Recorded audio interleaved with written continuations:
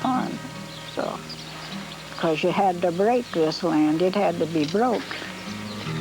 Reminiscing the days of our lives, reminiscing the years and the times that we recall. History was made for us all. Shadows of the past, oh shadows. Set up there, you know, on the side house, the windows is about that wide, you know.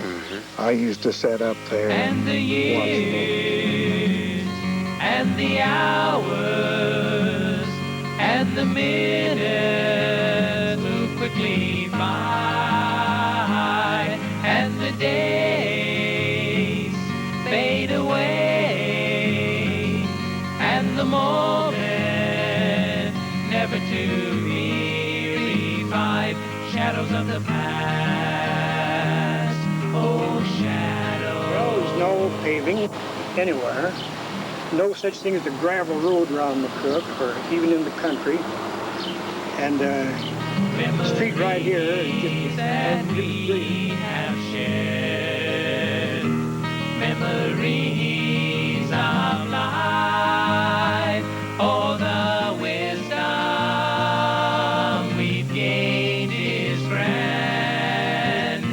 Listen, young children, and understand. Shadows of the past, oh shadows, shadows of the past, oh shadows, shadows of the past.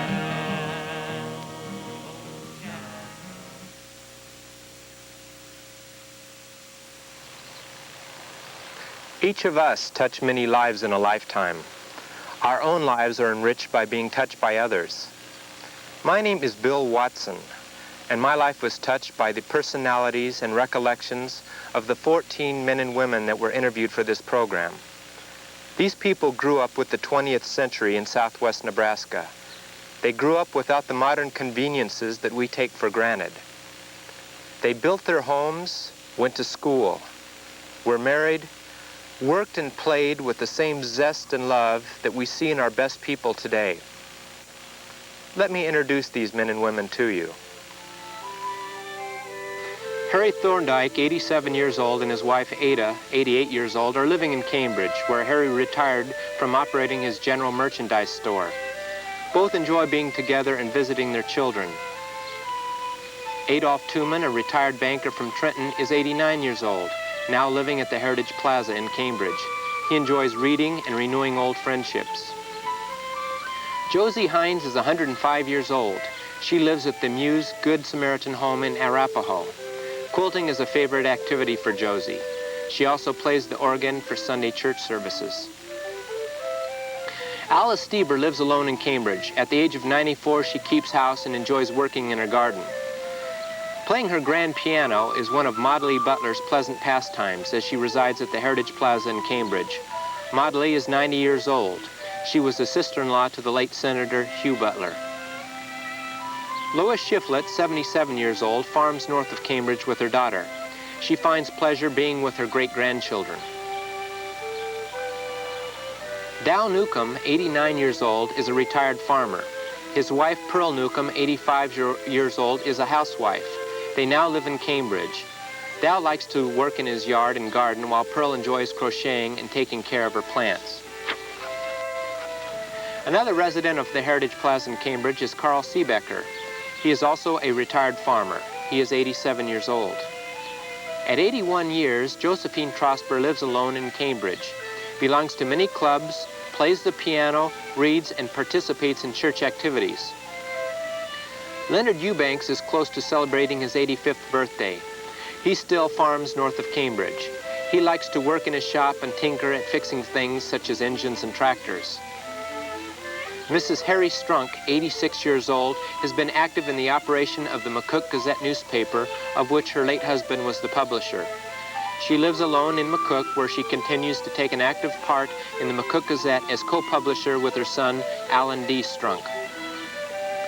From the time he was 15 years old, Ray Search of McCook worked in theaters. Now 76 years old, Ray ran the Fox Theater of McCook. Since his retirement, he fishes, takes care of his yard, and has built and furnished a cabin. He enjoys his church work and continues to actively support the Great Plains Museum in his city. It has been said that times, places, and circumstances change, but worthwhile attitudes are changeless. Let's find out.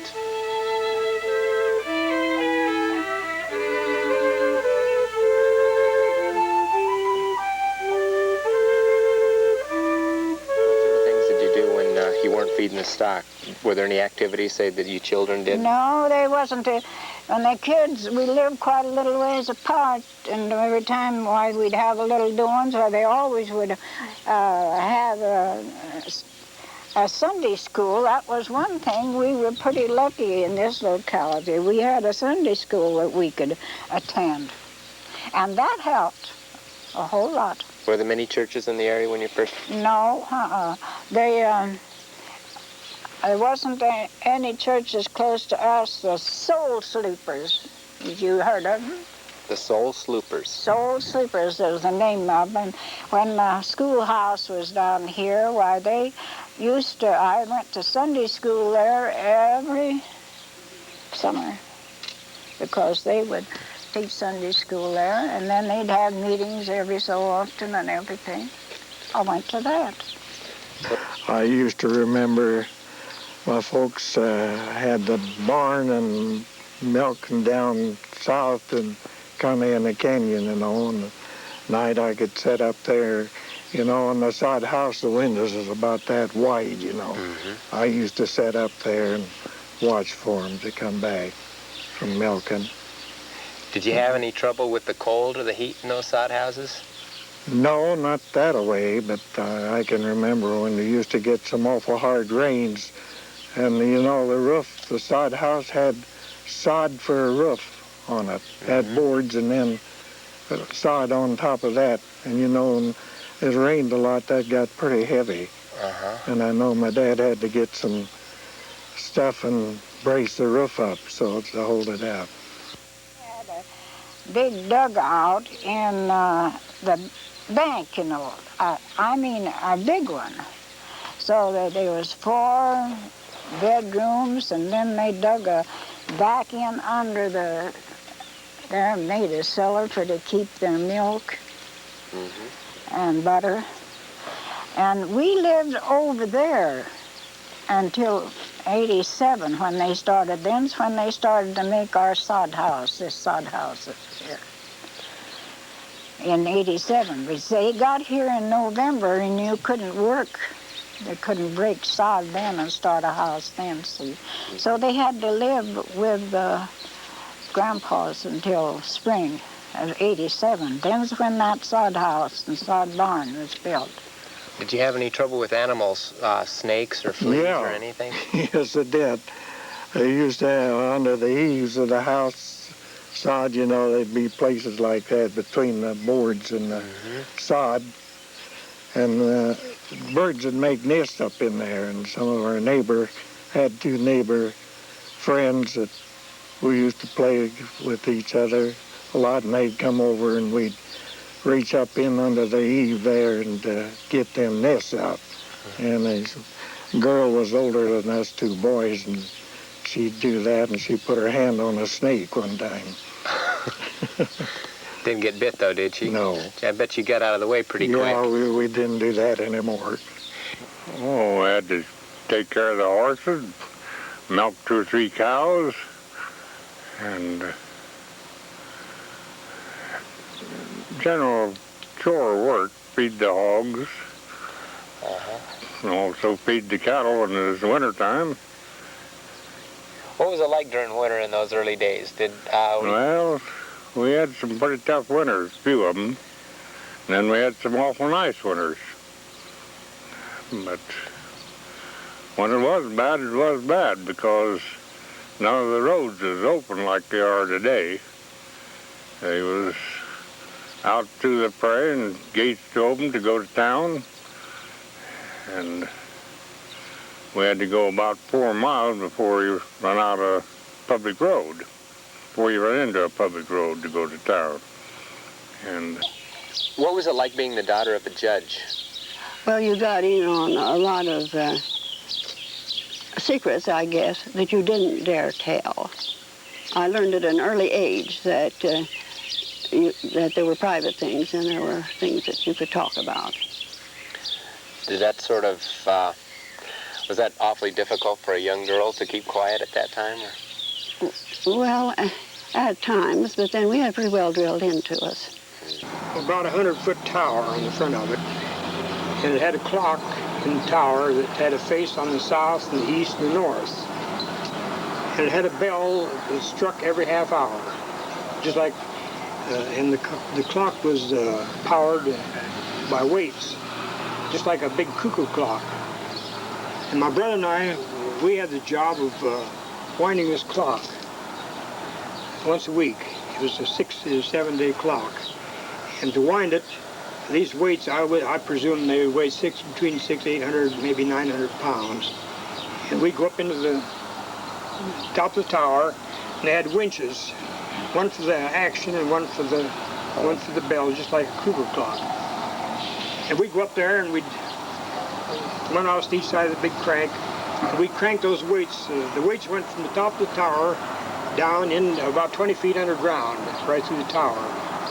And we'd crank these weights to the top of the tower. First we get the action of the clock all taken care of. Then we go to the other side of the tower and crank up the weights for the bell. Well, it took a lot more power. But I bet you couldn't guess how much what our pay was for keeping that clock running. No idea. The pigeons we'd get out of the belfry. I understand you used to give people music lessons. Yes. Would you like I to go tell? down in the country with a buggy, horse and buggy, and drive around. In the country, give music lessons. Yeah, I did that. What kind of music lessons? Was it piano or singing? Piano. Yeah. Do you remember how much you charged? Oh, about 25 cents or so. Where did you and many of the other people learn to play the piano or other musical instruments? Did you learn this in school? Well, I think I was about 8 years old when my folks thought I should start, because I was so crazy about music anyway, and I had they got me an organ, and it was one of these reed organs that you pump this way. Mm-hmm. And it was 6 octaves. It was an Esty, great big tall thing. And I was so proud of that organ. I've often wondered now where it ever went to. Well, then when I was 13, then my grandfather saw to it that I had a piano, and I've had a piano ever since. Who taught you how to play? Your parents teach you how to play, or? Oh, I always had lessons. From somebody, from a town teacher. The first piano, it would be organ, I learned was a lady came on a bicycle, found to the kids in the neighborhood, to have their lessons. And while she was giving the other young ones lessons, she let me ride that bicycle. I thought it was a bit of a favoritism, I'm sure, and I tried not to hurt the thing. But anyway, that was my first, and then from then on, it's always been exciting.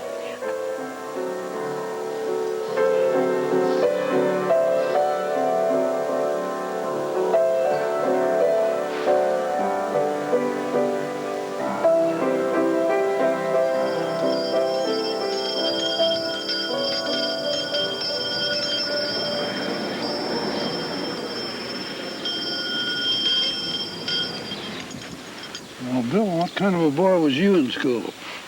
Well, I was about like any other boy, but more important, what kind of boy were you in school? It's been a few years since you answered that school bell, hasn't it, Adolf? Oh, many years. So this is the same building that you went to school in as a young boy? That's right. This little entryway was put on when the school got too full, and they had to make a place for the dinner pails and their clothing and stuff. The house was plumb full. How many were in your class? Average? Oh, I don't know, half a dozen or 8. What are some of the memories you remember from your first days in the school? Well, in those days we went to school, started to school at 6 years. We came to our place out here in '96. I was 6 years old, and in the fall I started to school. And there was quite a house full, but it filled up more after that. There was a family, my aunt and her family came from Germany, and that brought 6 more in. And they had all double seats. They didn't have any single seats. They needed double seats. And it was a pretty busy place, but they got along fine. We had good teachers. Some of the teachers came right out of the normal training class in country school and started teaching. You had a lot of respect for your teachers, didn't you? Oh yes, they were good teachers. Oh, I just got to the 8th grade. How long during the year did you go to school? Well, it got so we had our 6 months and 7 months before I was old enough to quit school. And we didn't have any free grade education then. I helped to send a lot of people since over in my taxes. You had to pay to go to school then? No, but then you know that comes out of your taxes, your school does. Yeah, I know a little bit about that, right. How far was it you said you had to go? Well, the schoolhouse is right. I don't know just how. The schoolhouse is over here on the land on the other side of the road, in that corner. And it's been gone so long, and so you see where the house is now. I didn't have, and the soddy was about where their cars were, so I didn't have very far to go. I could come home for dinner.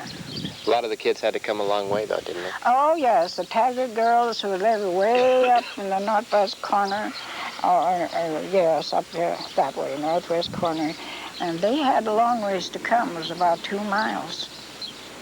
But they had to come. And the same way with a family by the name of Converse that lived out here, they had a long ways to come. Do you have any certain memories about school? What was the school teacher like? Oh, I don't know. It was mostly women, because it was teachers. I never did have a man teacher. What sort of things do you remember that were taught that really made a big impression on you? Oh, gosh, I don't know. We used to have a lot of fun, I know, going to schools and playing. What sort of things did you used to do that were fun? Oh, we used to play pump, pull away, and fox and geese, you know, when it snowed. We used to play ball quite a bit on a Sunday mostly, you know. Neighbors would get together, the boys, and play ball. Used to have quite a bit of fun that way. The kids was growing up, though. We used to have a ball diamond over in one corner of our pasture.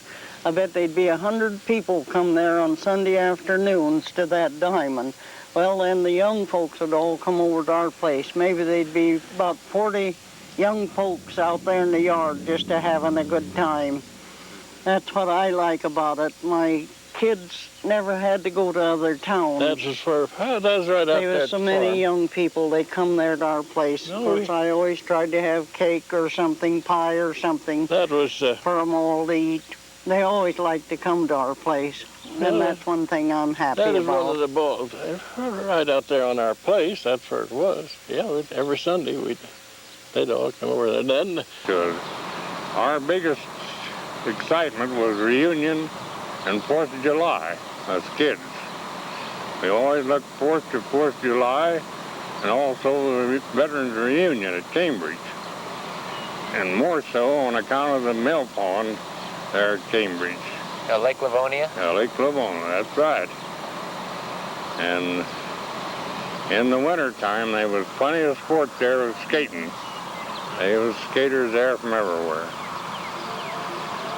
And I also remember one time when we had the reunion down there, McCook sent a special train down from McCook to Cambridge and come and took them home that night. That was the biggest attraction for us kids. It was the reunion and 4th of July. Was there any place that people used to go for entertainment? Like, did you ever remember going down to the Opera House in Cambridge, or maybe go to McCook? Oh, yes, once in a while. But that there was just come very slim. Because when it come to that, why, us little guys, we didn't have the price when we was sitting out here on the hills and breaking sod, planting sod corn. Yes, I think they have. They're not in for, they've got to go somewhere. They got to go off somewhere. There's shows and things like that before they can enjoy themselves. People here in the country would enjoy themselves their own way. You know, they'd have dinners and they'd have company and parties and get-togethers there in the farms, you know. Not always. If they're in town, you know, they got to go somewhere to have a good time. What sort of events around Cambridge bring back the most acute memories for you? Well, one of the things is the dances that I took part in organizing and running the dances. We had some real good times. It was a sort of a invitation. Where were these dances held? In the second story of the Opera House. So the Cambridge Opera House that burned down many years back. Yes. What sort of activities? Obviously the dancing. What sort of music? Usually have live? Yes. Oh yes. Principally 2 ladies from McCook, and one played the piano and one played the violin. Very fine music. We had real good times. There was no roughness around there at all. Everything was on the up and up.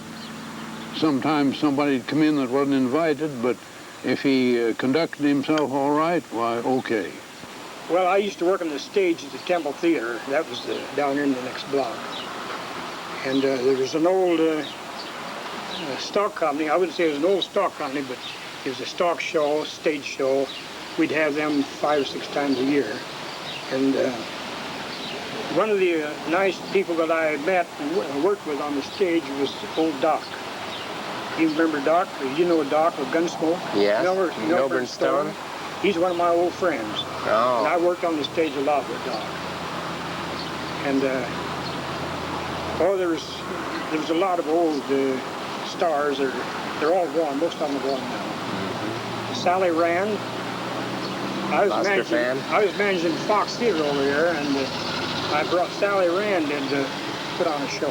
Sally Rand put on a show in McCook, Nebraska? Sally Rand put on a show right here across the street in McCook, Nebraska. What was community relation? What was the community reaction to that? Well, I'll tell you. If I'd had a box office in the alley that night, I'd have filled the place. But as it was, why, we let the people in the front. And I lost a few friends over it. There's a few people, influential people around here that wouldn't speak to me. I didn't have any crowd at the theater. People were afraid to come in. But she put on a good show, and nothing risque. Everything was clean. You can go down the street right here this afternoon and see more than you could see in the Sally Rand show. Tell us a little bit about how you and Mrs. Newcomb first met, and a little bit about your courtship. Well, I tell you, as far as courtship, we met at the dance, really. And then, well, we were together 3 years before we got married. And he's forgetting about the box supper that he bought my box. I bought a box. That was about the first time we ever went any place together. We've been to, that was the first time we ever went any place together, but we met at the dance and went to box supper. Do you remember how old you were when you first met? Yeah, in our teens. How old were you when you got married? I was 24. How How about you? That 23. Make you 23 then. So you knew each other for what, about 10 years or so then before you got married? Yes, well, maybe not that. About 6 or 8 years, I guess. Uh-huh. What was courtship like in those days? Horse and buggy days. Horse and buggy. Rides. Yeah. A lot of picnics? Yeah. Oh, yes. Picnics, and we Sunday carried that school out with our children. I know I used to play golf quite a lot. I heard my daughter say, well, I don't suppose we can go out for a picnic today. Dad will be out on the golf course all day. That was on a Sunday. So I quit golf right then and there. Haven't played since. So family's always been real important to both of you then? That's right. What sort of activities and things that, as far as a courtship, do you remember that have changed maybe since the days when you were growing up? Well, quite a bit, because when I was growing up, it was a horse and buggy. And if a young man had a nice little team of ponies and a red plush seat and the top buggy, he was lucky. The girls really went for the guys that had the buggy and the nice ponies, huh? Well, wouldn't you? The ceremony was about the same, but it seemed like there weren't as many there weren't church weddings, so many as there are now. It would either be a home wedding, or they would go to a judge's office or a justice of the peace. And sometimes they wouldn't know to bring witnesses, and they'd get whoever was there, and I'd serve for that many times.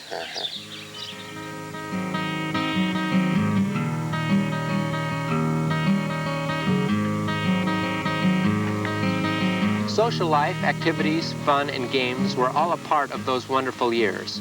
But the mainstay of the Plains people's existence was still in farming and the business associated with it.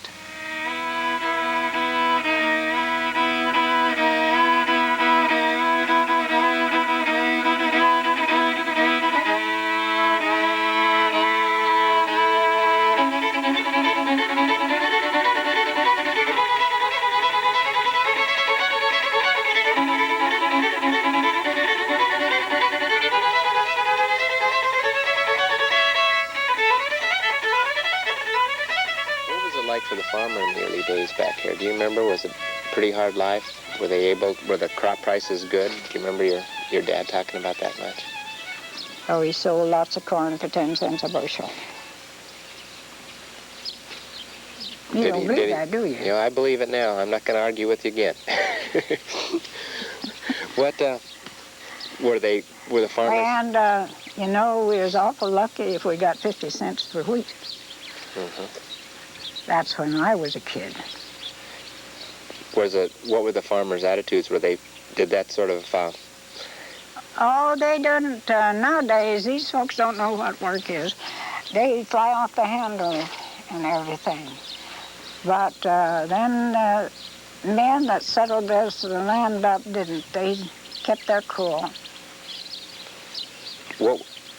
What sort of activities do you remember as far as the politics, the Grange? The Grange was pretty strong out here. Well, it wasn't. There wasn't a whole lot. You had, the people had to make their own fun. They'd get together, you know, and have doing dinners and stuff like that, if that's what you mean. How about political groups, the farmer organizations? Were they? We didn't have any. Not in my day. Do you remember any famous people coming through this area?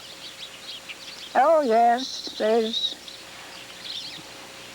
a man from a cook came down and Senator Norris. Yes.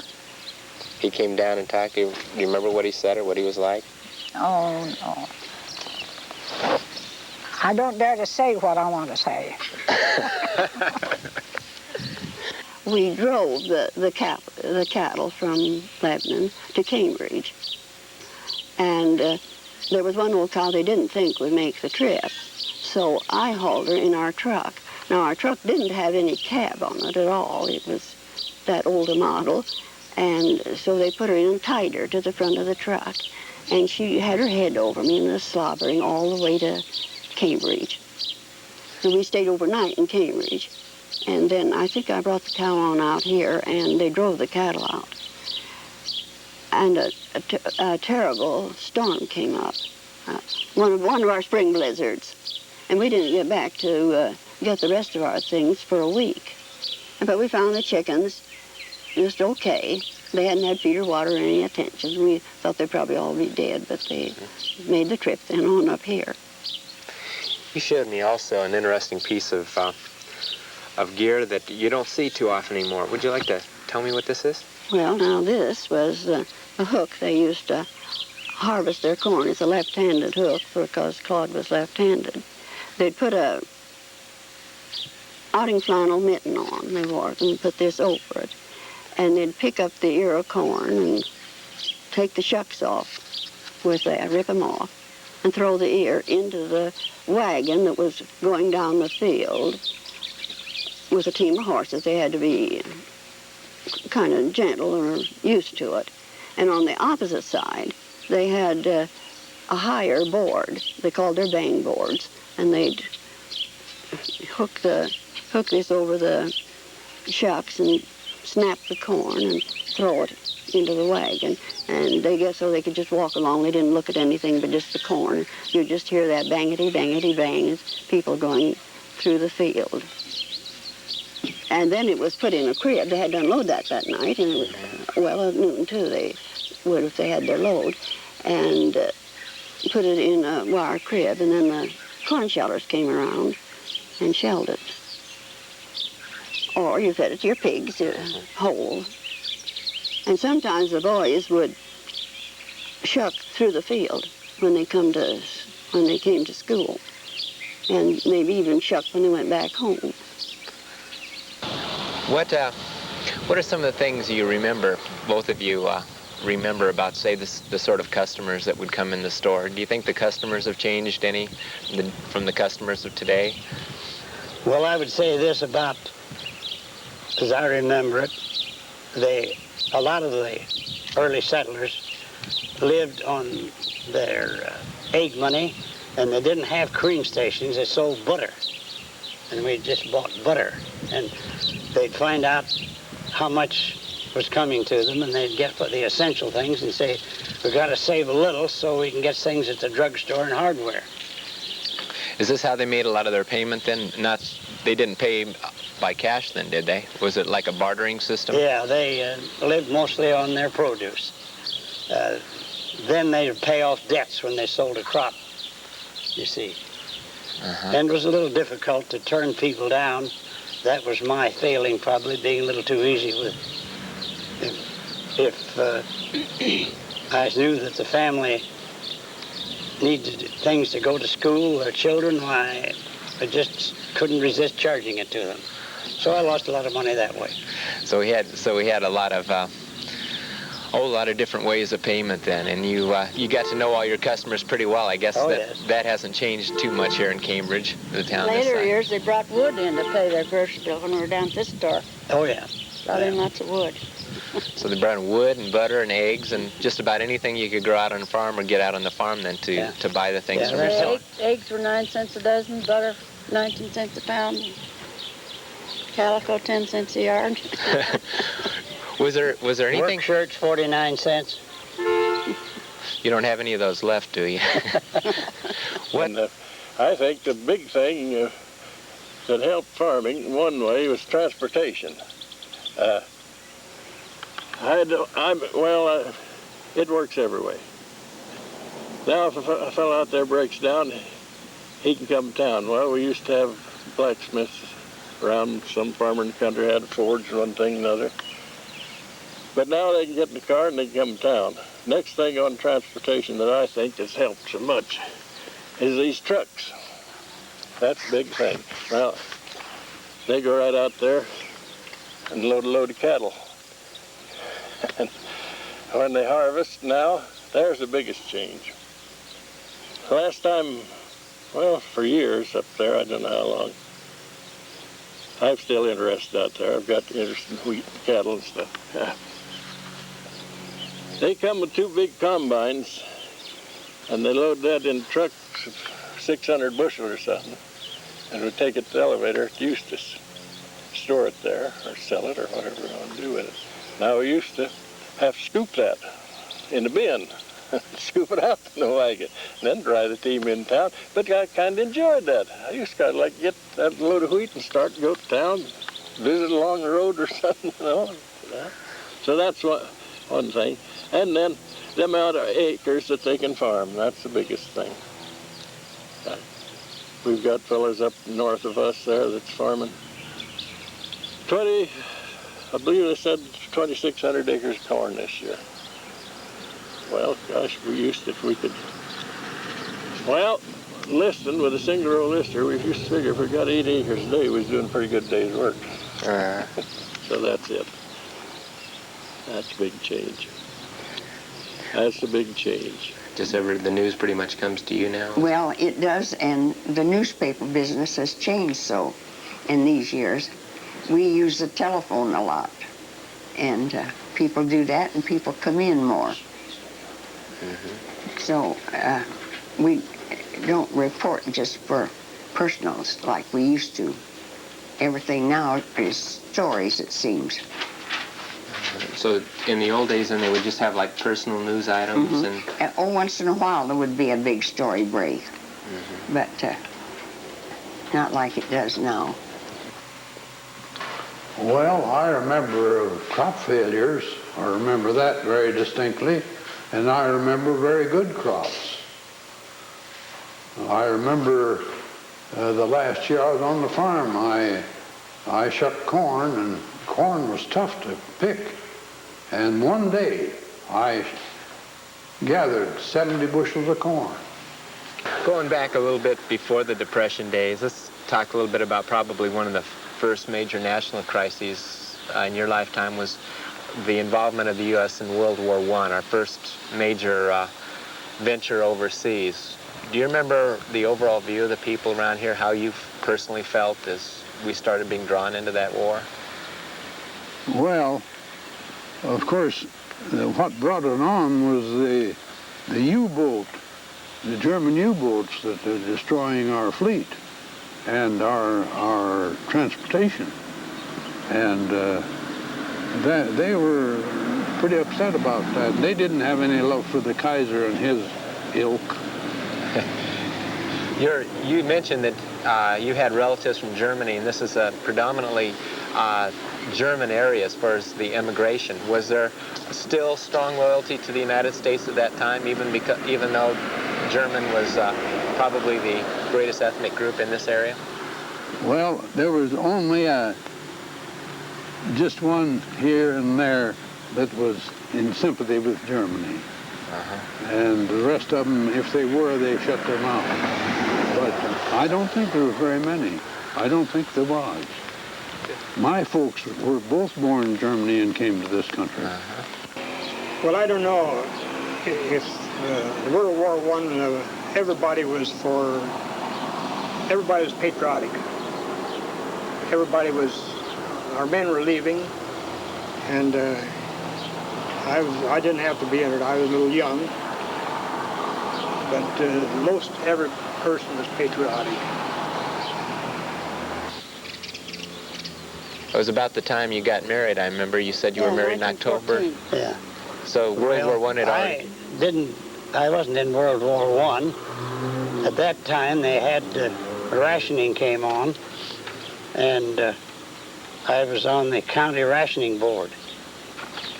And Frank Butler said I'd be more valuable on that board than I would in the Army, so I was deferred. But my number was Jake Kraninger and our numbers were drawn just about the time the war was over. But that was one reason I wasn't in, was for that reason. What sort of things do you remember from this time? Well, yes, right away. We were married in 1913, Frank and I, and right away the war broke out, and it developed a lot of extra things. Mr. Brown, who was in the bank, organized a group of Minutemen, you know what they would be? Yes. They would go out and help to sell bonds, government bonds, and they'd be prepared to talk for a minute. My husband was one of them, and he always wanted me to go, and there'd be somebody that would sing. And we spent just miles and miles of going around to schoolhouses and things like that. Well, yes, clear up until after World War II, I think that the veterans had a very deep place in people's hearts and in their. They were very enthusiastic during World War I, and there was quite a German settlement, you know, around Eustis, and they were Germans, and they were wanting to show that they were Americans. The boys about all went. I think some of them volunteered because they wanted to show that they were good Americans. So there was a lot of pride then. Yes, there was pride in it, and if you had a soldier over there, why, they kind of respected that, you know, and could live it with you. Was there any special ceremonies or any special activities when a bunch of the servicemen would be leaving town? When they'd be taking the train out of town, was there? Well, the people would go down to the train, and there's one occasion why they hung the Kaiser in effigy to show their support. And one of their main songs was Over There. There may be others probably were, but that's the one that stayed with me. So people were really singing these sort of songs here at home during the war? Oh, yes, yes. You mentioned a little ditty that you heard of from the First World War. Yes, they used to say that. Kaiser Bill went up the hill to get a look at France. Kaiser Bill came down the hill with bullets in his pants. What was the reaction when World War I was over? Did they have any celebrations here? Yes, the morning that the World War I ended, I was practically sitting up waiting for it. We'd had a cue that it was just about over. But the whistle started blowing, and I grabbed a flag. I had a nice 5-foot flag, put it on a pole, and I come downtown. That was about 4 in the morning. Come down North Avenue, and the people were coming in every direction.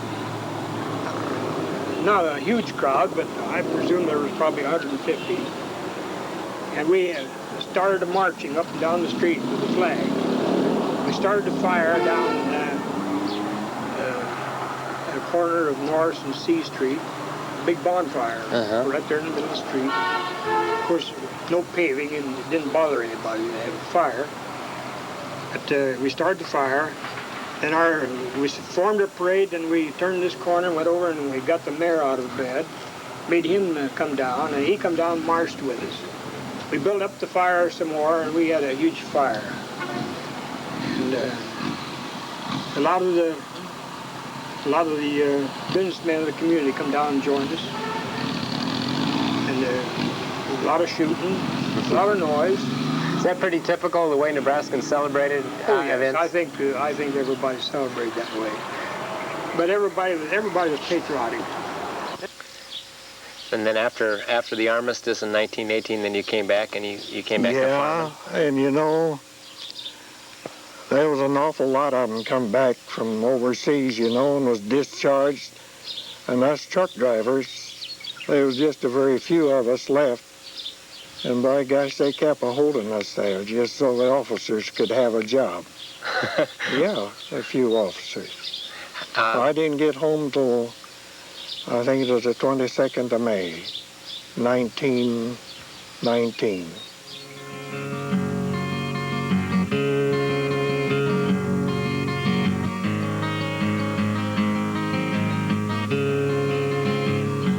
After the war years, great rejoicing carried our country forward until 1929, when the Great Depression, dust storms, floods, and other natural disasters took their toll on the Plains people.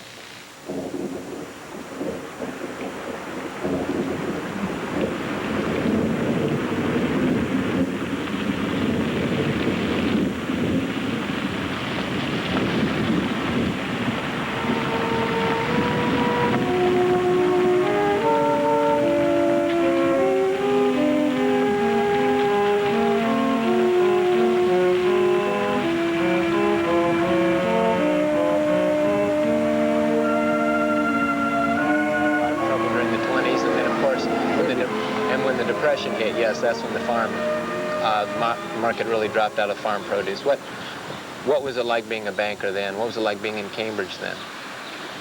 Well, I wasn't in Cambridge then. I was up at Trenton. Oh, Trenton, okay. And I was running the bank there. Well, I went through the Depression of 21 and through the 30s, and I got through all right. And I didn't have a thing to do. I didn't have to put any money into the bank or to cover any losses. I had plenty of reserves, and I was one of the fortunate ones. There was 1, 2, 3, 4 banks that had trouble. 2 banks that didn't have any. 3 banks that didn't have any trouble. In the county, we had 10 banks in Hitchcock County. Now there's 4. Correct amount. What were the major things you remember from the Depression days? Were you involved? We had the Dust Bowl in certain areas of the country. Did that affect this region of Nebraska at all? I and the family went right after school down to Texas to visit my folks who lived near Wichita Falls. And I'd call up here every few days to the cashier and see how things were. And he says, we turned the lights on this afternoon at 3 o'clock. And I says, what'd you do that for? Well, he says it was just dark with dust storm. It was terrible. And I couldn't imagine it, you know. Never had seen anything like that. Oh, those were desperate days. That is,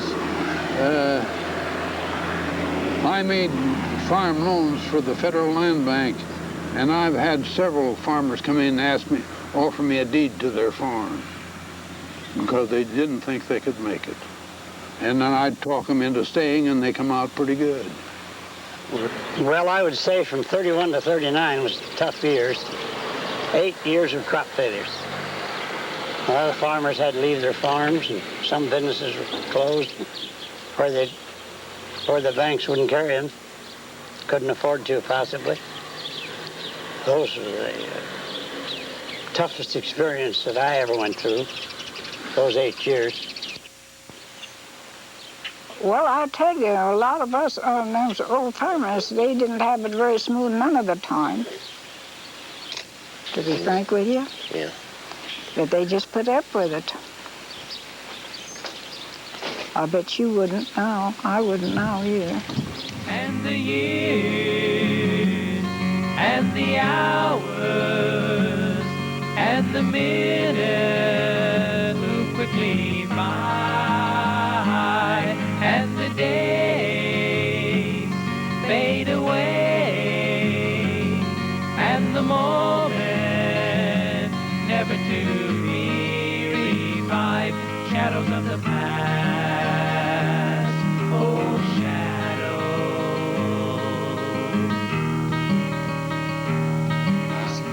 We had a bad flood in 35 that just pretty near ruined this area. And that was why that got my husband so interested. The lives that were lost, there were about 112 people that died in that flood. And then is when he became so interested and started this reclamation work. Mm-hmm. And he is really the one that started all these lakes and dams around here. So it was the 35 flood that really started getting his interest in it. It's time to come down. But our boy had just got home from the Army, and him and his wife bought a home here, and here come this flood. And all that saved them, they got a chair and put on the bed.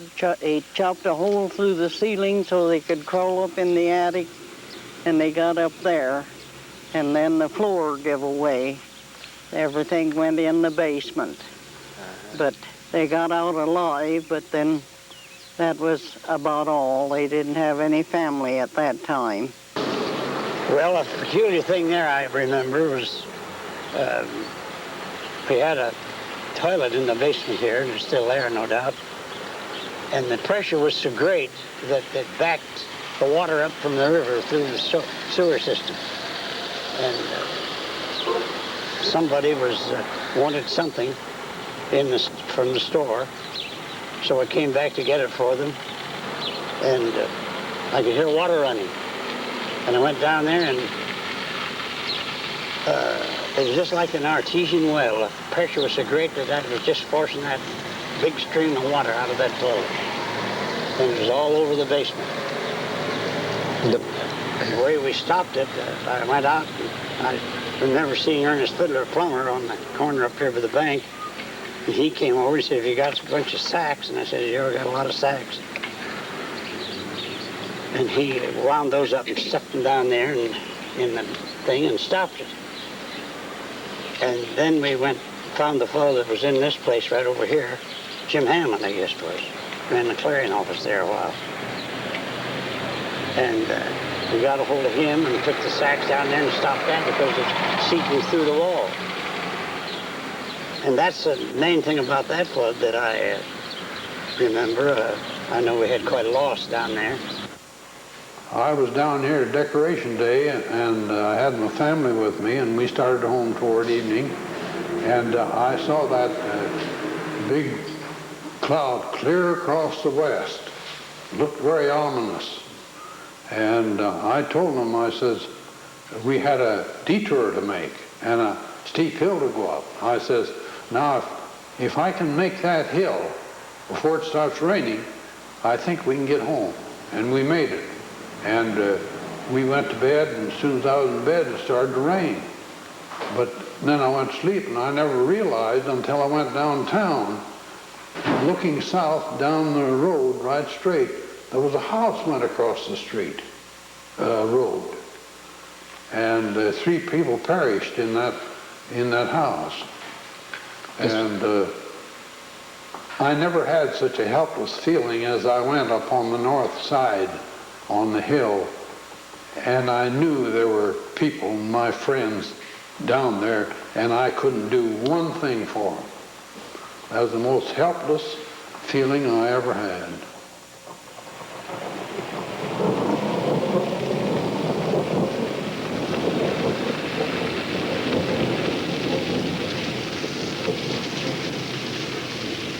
Shadows of the past, memories which, if not preserved, will never last.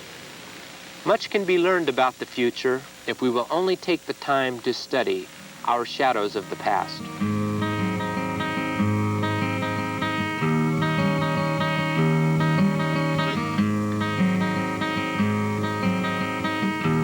Shadows of the past.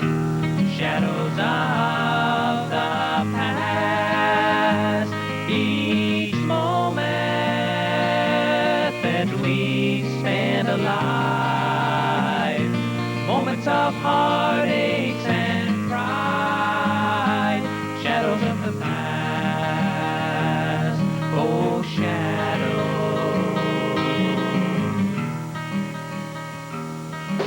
I think I've lived through the best period of our country, the very best. And from now on, it will be downhill. And I haven't much to worry about because I haven't very many years to be around. But that's the way I look at it. I was fortunate. I lived in the best period of our country. Can't say that I've ever been dissatisfied with my life in Nebraska. I've been a lot of different places, but I was always glad to get back. So, no, I've always been satisfied here. We always had neighbors in the country. Always had lots of good neighbors. We've got awful good neighbors right here where we live in town. So I don't know of anything that I'd want to change. I'm satisfied. I've had a very happy life here, and I feel like I have done a lot. I helped my husband all those years, and I enjoyed that newspaper work so much. I can't think of any time that I was so overwhelmed I can't think of any time that wasn't just filled with music and fun. I can't think of any time that wasn't. Just, I loved life. I like to live. Why do you think museums are important? Well, it keeps the heritage alive. You'd be surprised at the little children that come in here from these school groups, that the interest they have in what it used to be like to survive. You think people today are interested in keeping touch with what happened in their past? I believe they're becoming more interested. I know they are here because our attendance has really picked up in the last 2 years, and especially school groups. And the years, and the hours, and the minutes move quickly by, and the days fade away, and the moment never to be revived. Shadows of the past, oh